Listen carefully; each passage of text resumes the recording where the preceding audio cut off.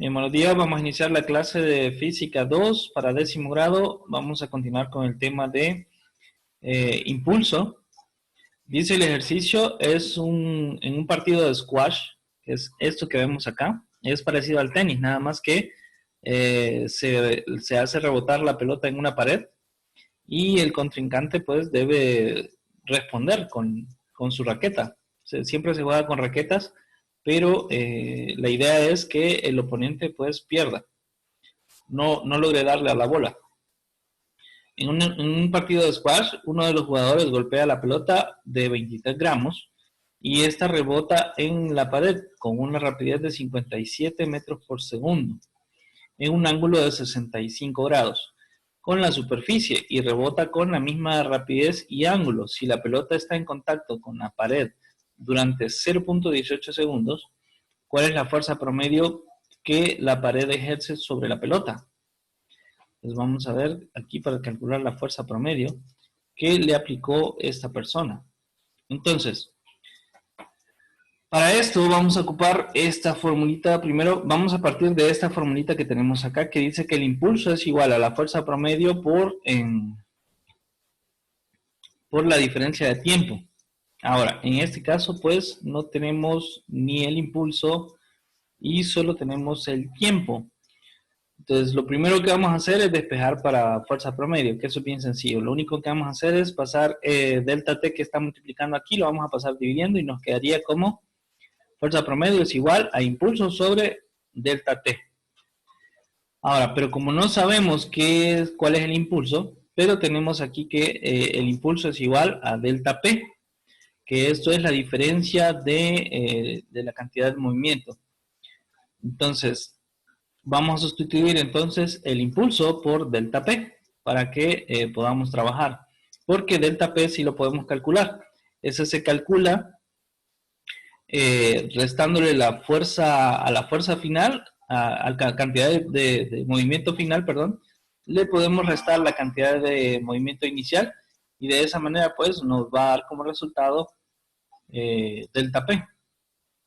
Entonces, tomando esta ecuación que vemos acá, de la cual ya sacamos, fuimos sustituyendo porque estos dos datos sí los tenemos, PF y PI sí los tenemos, PI que sería la fuerza, la cantidad de movimiento inicial y la cantidad de movimiento final, si los conocemos, entonces vamos a sustituir cada uno de estos valores para calcular lo que es cantidad de movimiento final. Necesitamos descomponer este vector en sus dos componentes, en el componente en Y y el componente en X. Ahora, si nos fijamos acá, esta pelota va en dirección opuesta a los positivos. Aquí tenemos las X positivas y aquí las X negativas. Igual aquí tenemos las Y positivas y aquí las Y negativas. ¿Estamos claros con eso? Sí. Ok, bien. Entonces, vamos a ver primero cómo irían estos vectores, las componentes de este vector. La primer componente, que sería la que está adyacente al ángulo, que sería de 65 grados. Esta pues está en dirección hacia arriba, debido a la dirección que lleva la pelota, ¿verdad? Entonces va hacia arriba, que va hacia las Y positivas. Pero si nos fijamos, la componente en X, que sería la horizontal, va en dirección de retorno, va de regreso. Entonces, aquí se nos vuelve positivo este componente. Negativo, perdón, este componente se nos vuelve negativo. Ahora, para sacar los componentes acá, vemos que igual la pelota va hacia arriba, entonces el componente en Y siempre va a ser positivo, y la dirección que va es acercándose hacia los positivos en el eje X, en la horizontal. Entonces, este cateto o esta componente en X va a ser positiva también. ¿Claro con eso? Sí. Esto es importante que logren identificarlo porque esto nos va a dar, es importante para más adelante en el proceso. Bien, entonces una vez que ya tenemos identificados los componentes, vamos a sustituir.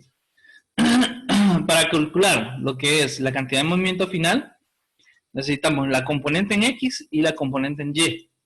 Que esto sería igual a la magnitud del vector. La magnitud del vector, que esa sería lo que nos dan el valor de la rapidez, que serían 57 metros por segundo. La magnitud del vector seguido de la componente. Ahora, cuando tenemos una componente para saber qué vamos a aplicarle, si seno o coseno, a la componente que está adyacente al ángulo, o sea, bajo o sobre el ángulo, se le saca siempre seno. ¿Bien?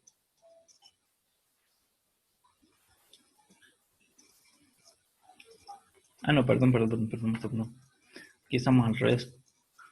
A la componente opuesta, perdón, es que se le saca seno, y a la componente adyacente se le saca coseno. Ahí, perdón, tenía un errorcito. Entonces, a la que está adyacente siempre se le saca el coseno, y a la que está opuesta siempre se le saca seno. Ahora, como aquí la que está siempre para poner los dos vectores, aquí como dice, no sé qué fue eso. Bien, la que está adyacente es el eje, la que está en el eje Y la que está opuesta es la que está en el eje X, pero como la que se pone primero es la que está en el eje X, entonces vamos a utilizar esta primera de acá. Entonces, la magnitud del vector, como esta es la que está opuesta al ángulo, se le saca seno, y el seno es igual a seno de los grados de inclinación, o sea, seno de 65. Y como esta va en dirección contraria, entonces su valor es negativo. Eso más la componente en Y, que la componente en Y, como es positiva, pues su signo es positivo. Y como esta está adyacente al ángulo, entonces se le saca coseno. Y el coseno siempre de los grados de inclinación, que serían 65. ¿Consultas? ¿Entendieron lo que dije? ¿O lo repito?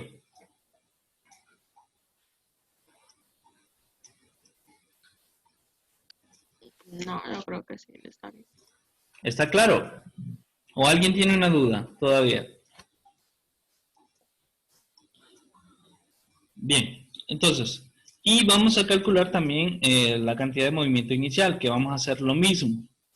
Solo que en el caso de la cantidad de movimiento inicial, las dos componentes están positivas, porque esta va hacia los números positivos en horizontal, y esta va en orientación a los positivos en Y, en la vertical.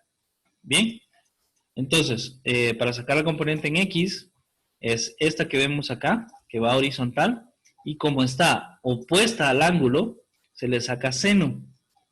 Entonces, la magnitud del vector por el seno del ángulo, que serían 65. Y eso más la magnitud del vector siempre, y como esta está adyacente al ángulo, se le saca coseno, coseno de 65. Bien, ya tenemos los dos PF y PI.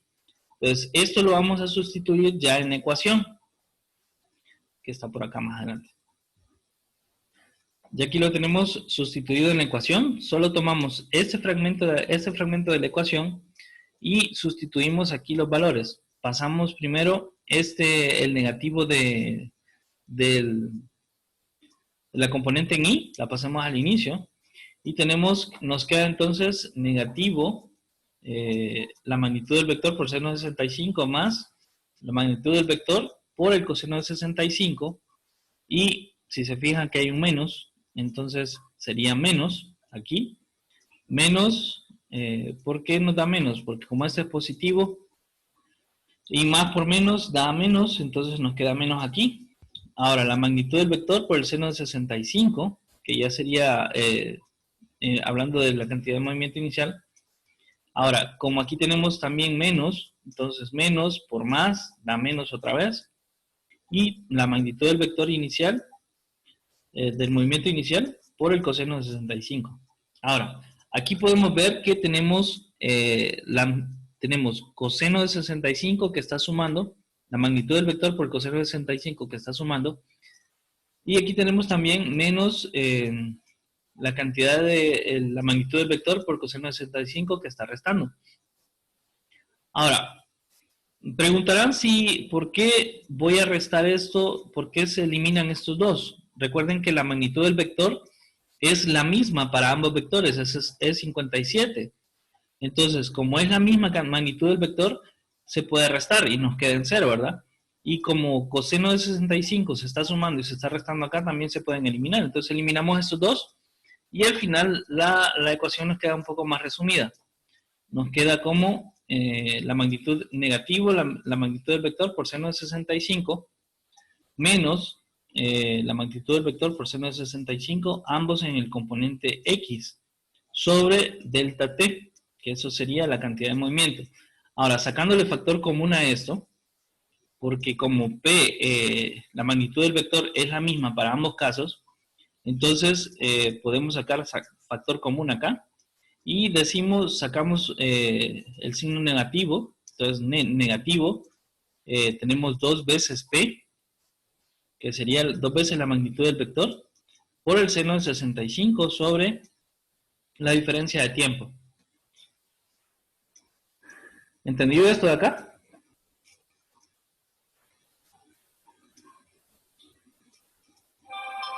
¿Sí o no? Sí, profe, sí. Ok, ahora vamos a hacer otra sustitución acá.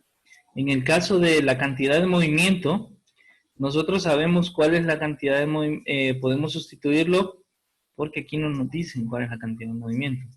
Entonces, para hacer el cálculo más sencillo, lo vamos a sustituir por lo que es cantidad de movimiento, que es la masa por la velocidad, porque sí tenemos la velocidad y sí tenemos la masa.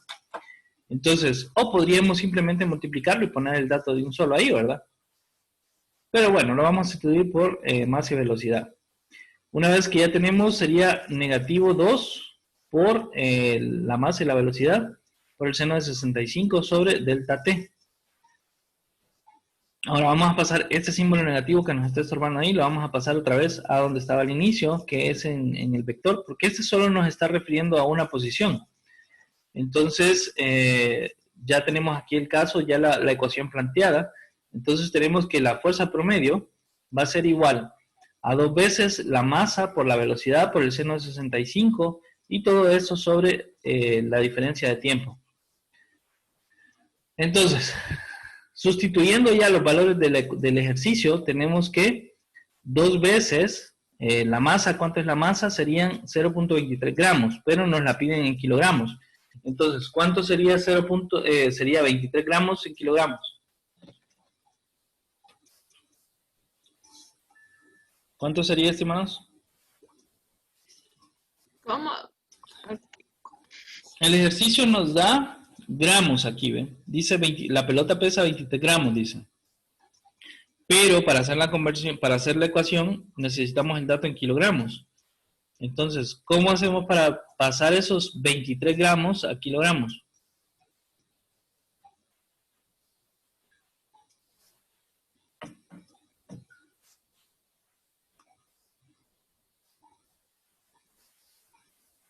Es 0.023. 0.023. ¿Qué fue lo que hizo, estimada? Ah, yo lo busqué, profe, en internet, de que yo lo hiciera. Dios santo. Cuando tenemos gramos, Será más rápido. cuando tenemos gramos, lo único que hay que hacer es dividir entre 1000, porque cada kilogramo tiene 1000 gramos. Entonces dividimos 23 entre 1000 y nos da 0.023 kilogramos. Ahora, la velocidad sí la sabemos, que es la misma rapidez. ¿Cuánto es la rapidez? 57, ¿verdad? Metros por segundo. Ok, seno de 65, pues ya lo sabemos. Ahora, en el caso del tiempo, son 0.18 segundos. 0.18 segundos. Entonces, ya aquí tenemos la ecuación planteada completamente. Ahora vamos Solo a al hacer... final se ponen los datos, entonces. O Sí, sea que antes estimado. solo trabajábamos con... Ay, no, qué rápido.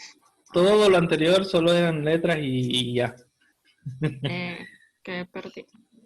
No, pero mire, ya al final solo tiene que poner 2, 3 datos sencillos, hace una multiplicación, una división y ya estuvo. Entonces vamos a multiplicar. Ajá. Ahora vamos a multiplicar 2 por 0.023 y luego le dan igual, ¿verdad? Ajá. Y luego por 57. Ajá. Y luego por seno de 65. Da a 2.37 y fracciones. Ahora, entre 0.18. 13.20 y fracciones. Ve 13.20 y fracciones. ¿Me confirman los demás? A ver si les dio lo mismo. Solo permítame, Nina. Sí.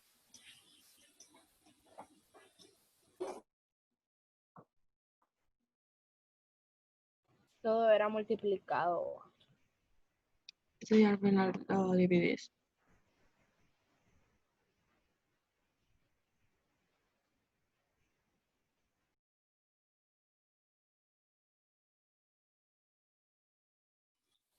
Sí, estimadas. Todo lo de arriba se multiplica. Y luego el resultado se divide entre 0.18.